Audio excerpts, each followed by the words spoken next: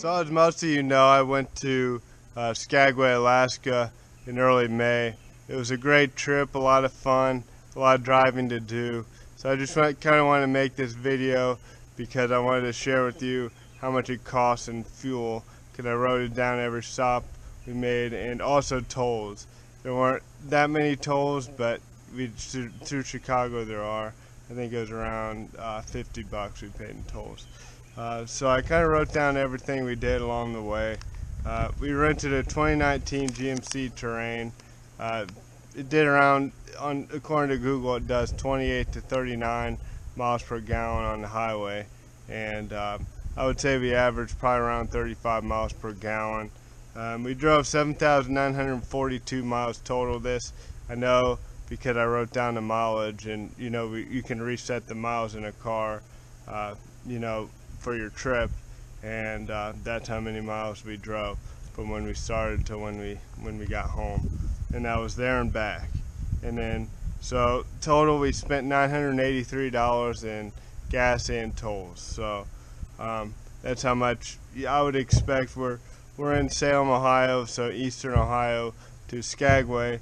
You know, depending on where you live in the United States, you might drive more, you might drive less, but that's probably around average of what you're going to drive.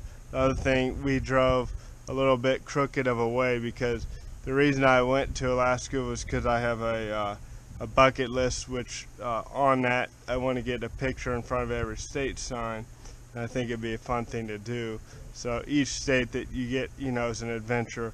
So I wanted to get up, you know, all the northern states bordering Canada to Washington, because I was going to Alaska, so I figured I might as well do that. So obviously it probably would have been a little bit less mileage had you gone the way Google Maps suggested you to go, which was through Portal, North Dakota, up hit Dawson Creek and the Alaskan Highway that way. However, we went to Washington State, which was a little more mileage. But fuel on average, I would say, was around $4.31 per gallon.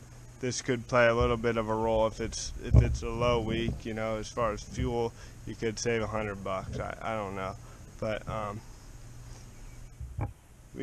like I said, we spent $4.31 per gallon.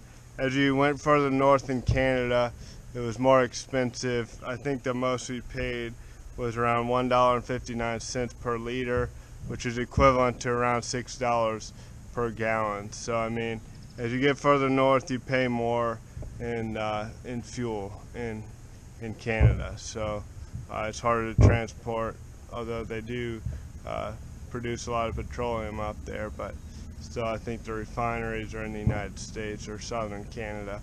So it costs more, everything costs more in that part of the northern Canada. So we went through Whitehorse. We stayed in like 3 hotels along the way, but the least we paid for gas was like $2.57, and I think that was in like Wisconsin.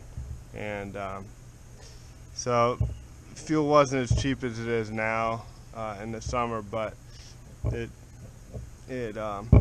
was still pretty cheap.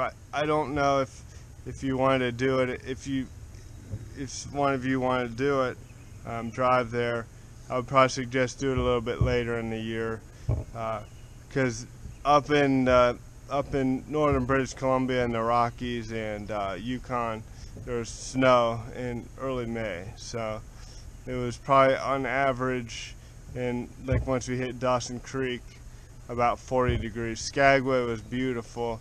It was sunny and like 55, but getting there, it wasn't always the most pleasant. Obviously in the middle of the night we got some snow and bad road conditions, so they have these little rest stops where they don't have running water. They just have like a pit toilet that we stopped at sometimes to rest. Sometimes we would just drive straight through the night. One of us would sleep and one of us would drive. I went with my dad. So obviously a cruise is quite expensive. So if you take a cruise to Alaska, you're going to pay more. It's probably going to be the most luxurious travel situation. If you go alone, you just want to see Alaska and you just want to go there, it would be around the same to fly.